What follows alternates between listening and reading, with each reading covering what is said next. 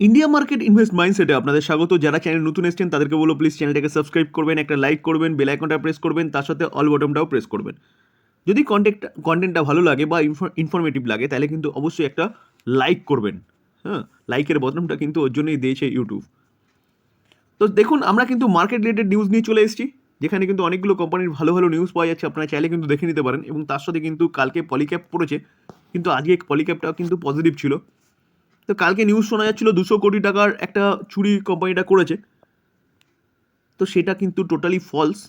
তো কোম্পানি কিন্তু ডিক্লারেশন দিয়েছে, আপনারা চাইলে কিন্তু দেখে নিতে পারেন। এবং কি করবেন এখন, পলিক্যাপ কোম্পানিটা সেল করবেন না বাই করবেন, ডিটেলস আলোচনা করেছি, আপনারা চাইলে কিন্তু দেখে নিতে পারেন।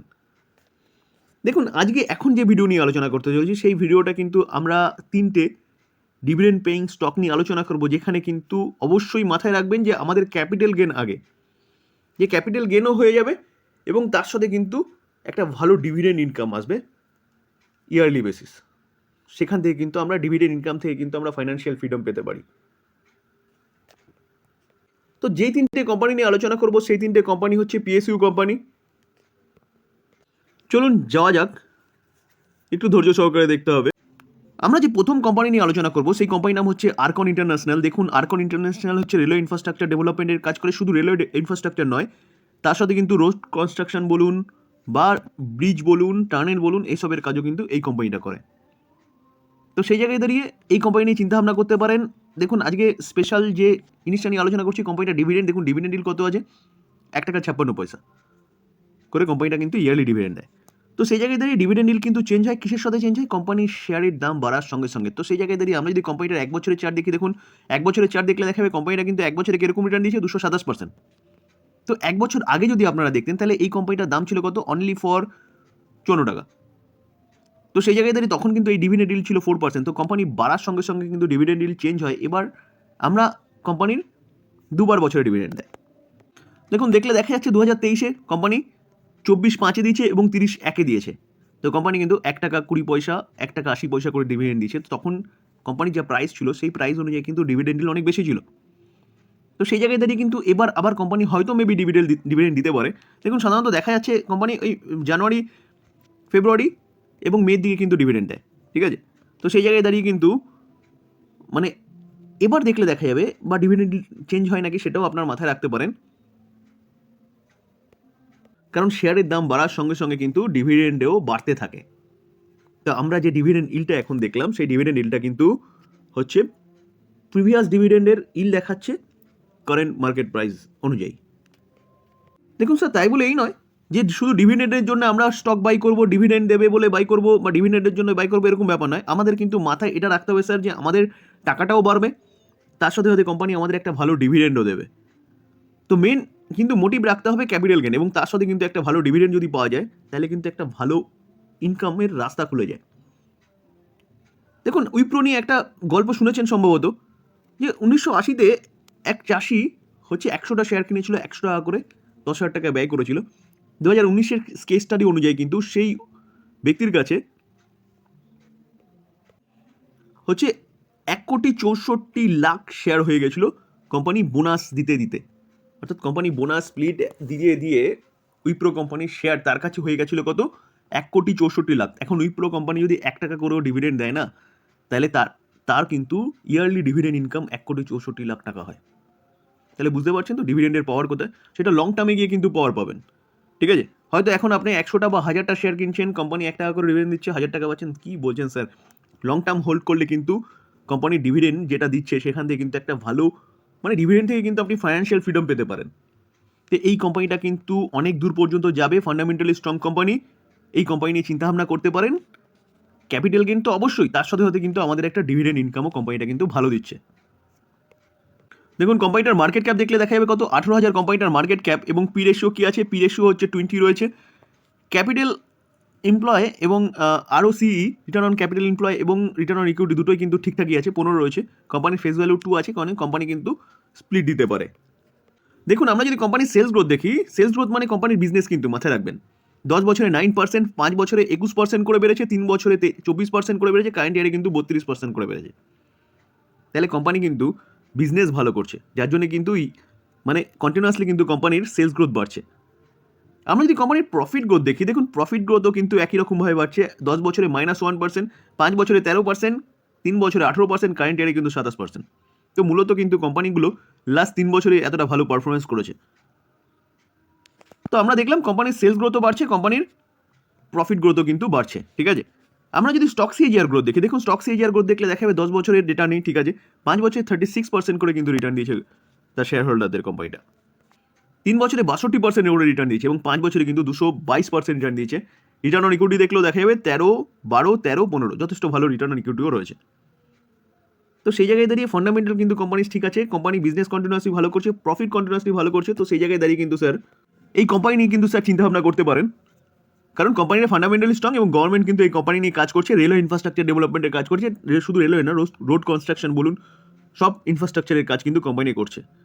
তো সেই জায়গায় দাঁড়িয়ে কোম্পানি একের পর এক বিজনেস পাচ্ছে এবং কোম্পানিটা কিন্তু রকেটের মতন ছুটছে।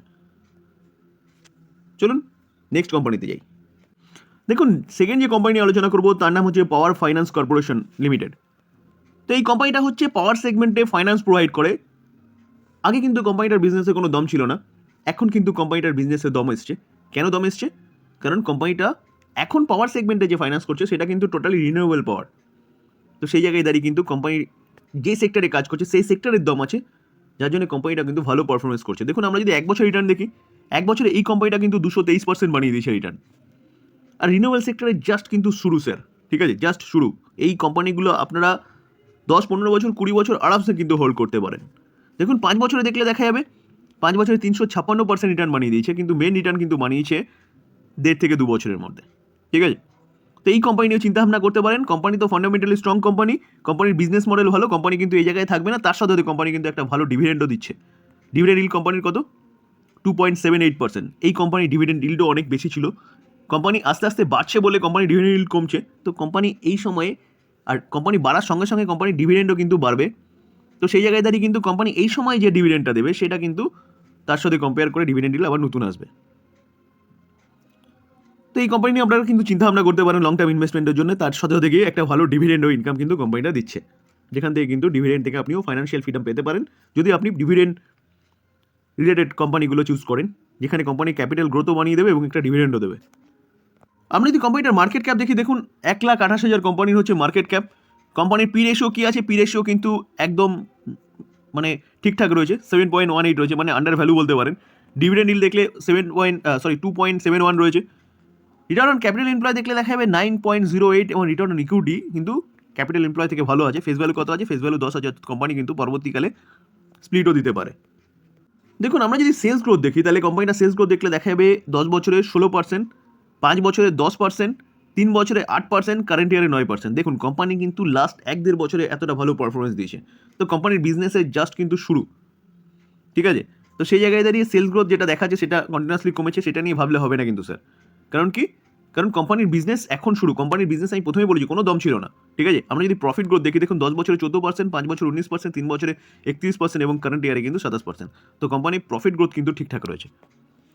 আমরা যদি স্টক সিএজিআর গ্রোথ দেখি, দেখুন স্টক সিএজিআর গ্রোথ দেখলেও দেখা যাবে কিন্তু কোম্পানি 10 বছরে 20% করে কিন্তু রিটার্ন বানিয়ে দিয়েছে তার শেয়ার হোল্ডারদের, এবং 5 বছরে কিন্তু 35% করে রিটার্ন বানিয়ে দিয়েছে, 3 বছরে 59% রিটার্ন বানিয়েছে এবং কারেন্ট ইয়ারে কিন্তু 215% রিটার্ন বানিয়েছে। তো কোম্পানির বিজনেস কিন্তু জাস্ট 1.5 থেকে 2 বছরে কিন্তু এত ভালো পারফরমেন্স করছে। কোম্পানি একের পর এক অর্ডার পাচ্ছে এবং ফাইন্যান্স প্রোভাইড করছে রিনিউয়েবল সেক্টরকে বাড়াবা দেওয়ার জন্য। দেখুন রিটার্ন অন ইকুইটি দেখলেও দেখা যাবে 10 বছরে কত? 19%, 5 বছরে 20%, 3 বছরে 21%, কারেন্ট ইয়ারে কিন্তু 20%। তো রিটার্ন অন ইকুইটি কিন্তু ঠিকঠাক রয়েছে। তো স্যার এই কোম্পানি নিয়ে কিন্তু চিন্তাভাবনা করতে পারেন। এই কোম্পানিটাও কিন্তু আপনাকে ভালো ক্যাপিটাল গেন বানিয়ে দেবে এবং তার সাথে কিন্তু একটা ভালো ডিভিডেন্ড ইনকাম দিয়ে দেবে প্রায় 3%-এর কাছাকাছি। দেখুন আমরা যদি কোম্পানিটার ম্যাক্সিমাম চার্ট প্যাটার্ন দেখি, তাহলে দেখতে পারবো দেখুন কোম্পানির বিজনেসে আগে কোনো দম ছিল না। কোম্পানির বিজনেস কিন্তু লাস্ট 1.5 থেকে 2 বছর কিন্তু কোম্পানির বিজনেস শুরু হয়েছে, ঠিক আছে।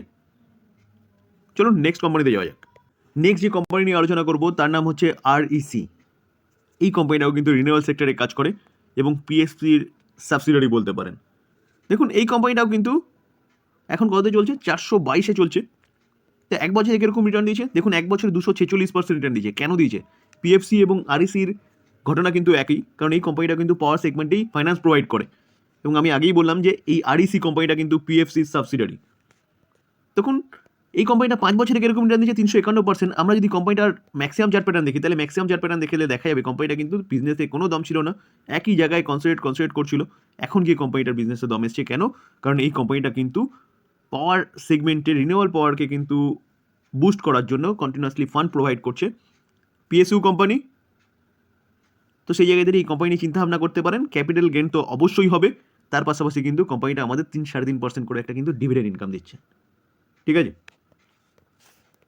আমরা যদি এই কোম্পানির মার্কেট ক্যাপ দেখি, দেখুন 1,10,000 এই কোম্পানিটার কিন্তু মার্কেট ক্যাপ, এবং এই কোম্পানিটারও পি রেশিও একদম ঠিকঠাক রয়েছে বা আন্ডার ভ্যালু বলতে পারেন। কোম্পানিটার রিটার্ন অন ক্যাপিটাল এমপ্লয় দেখলে দেখা যাবে 9 রয়েছে, রিটার্ন অন ইকুইটি দেখলে দেখা যাবে কত 20 রয়েছে, এবং কোম্পানিটার ফেস ভ্যালু কত আছে, কোম্পানিটার ফেস ভ্যালু 10 আছে। তো এই প্যারামিটারগুলো কিন্তু ঠিকঠাকই রয়েছে, আর ফেস ভ্যালু 10 থাকার জন্য কোম্পানিটা কিন্তু স্প্লিট দিতে পারে। দেখুন আমরা যদি কম্পাউন্ড সেলস গ্রোথ দেখি, তাহলে কোম্পানিটা 10 বছরে 11%, 5 বছরে 12%, 3 বছরে 10%, কারেন্ট ইয়ারে কিন্তু 9%। তো অ্যাপ্রক্সিমেট কোম্পানি কিন্তু বিজনেস প্যারালি করছিল। তো এখন এই কোম্পানিটাও কিন্তু লাস্ট 1 থেকে 1.5 বছর 2 বছরে কিন্তু কোম্পানিটা ভালো করছে। তো সেই ডেটা কিন্তু এখানে নেই, এটা কারেন্ট ইয়ারের ডেটা দেখাচ্ছে, জাস্ট অনলি ফর 2 কোয়ার্টার হয়েছে। তো সেই জায়গায় দাঁড়িয়ে কিন্তু এখন বিজনেসের দম এসছে বলে আমরা কিন্তু কোম্পানি নিয়ে আলোচনা করছি, এবং ডিভিডেন্ড কিন্তু একটা ভালো ইনকাম কিন্তু পাওয়া যাবে। আর এই কোম্পানিগুলো জাস্ট রিনিউয়াল সেক্টর এখন শুরু, তো সেই জায়গায় দাঁড়িয়ে এই কোম্পানিগুলো আপনারা 10 থেকে 15 বছর 20 বছর আরামসে হোল্ড করতে পারবেন। দেখুন কম্পাউন্ড প্রফিট গ্রোথ দেখলে দেখা যাবে 5 বছরে কত 11%, 10 বছরে 11%, 5 বছরে 20%, 3 বছরে 31%, এবং কারেন্ট ইয়ারে কিন্তু 24%। কোম্পানি কিন্তু প্রফিট গ্রোথটা ঠিকঠাক রয়েছে। ঠিক আছে, স্টক সিএজিআর গ্রোথ দেখলেও দেখা যাবে কোম্পানি 10 বছরে 19% করে বানিয়ে দিচ্ছে, 5 বছরে 35% করে বানিয়ে দিচ্ছে, 3 বছরে 57% করে বানিয়ে দিচ্ছে, কারেন্ট ইয়ারে কিন্তু 242% প্রফিট দিয়েছে। তো কোম্পানির যে প্রফিট সেটা কিন্তু লাস্ট 1 থেকে 1.5 বছর এসছে, যার জন্য কিন্তু ওপরের প্রফিটগুলো এত সুন্দর দেখাচ্ছে। রিটার্ন অন ইকুইটি দেখলে দেখা যাবে 10 বছর 19%, 5 বছর 19%, 3 বছর 21%, কারেন্ট ইয়ারে কিন্তু 20%। তো সেই জায়গায় দাঁড়িয়ে এই কোম্পানিও বিজনেস ভালো করছে, স্টক সিএজিআর গ্রোথ ভালো রয়েছে, প্রফিট গ্রোথ যথেষ্ট ভালো রয়েছে। তো এই কোম্পানিও কিন্তু চিন্তাভাবনা করতে পারেন। আমি আবারও বলছি, অনলি ফর ডিভিডেন্ড ইনকামের জন্য কিন্তু আমি স্টকগুলো নিয়ে অ্যানালাইসিস করছি না বা আপনাদের সাথে আলোচনা করছি না।